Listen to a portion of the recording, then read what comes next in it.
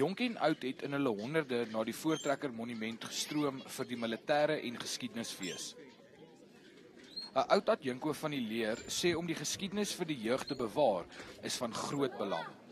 Ek sien mense hier wat belangstel wat in die verlede gebeur het. Kinders speel om die uittoerusting en daar's 'n groot belangstelling oor die grensoorlog en wat ook huidigelik in ons weermag en ons land gebeur.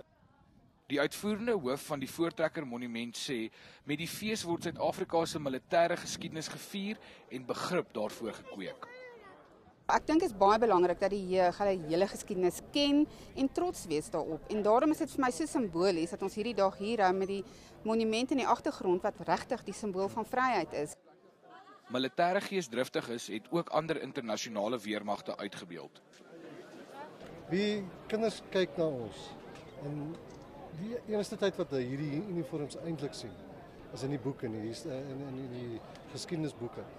Maar ons is lewende geskiedenis. Ek dink soos vir ouens wat lief is vir hulle sport, ouens wat lief is vir seels te versamel, is ons nou lief vir militêre geskiedenis. Ek is ex-soldaat.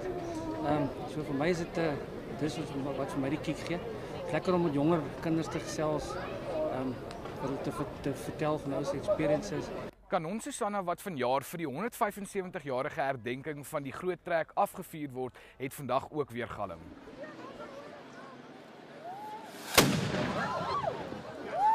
Gerard Pretorius, E-nuus, Pretoria.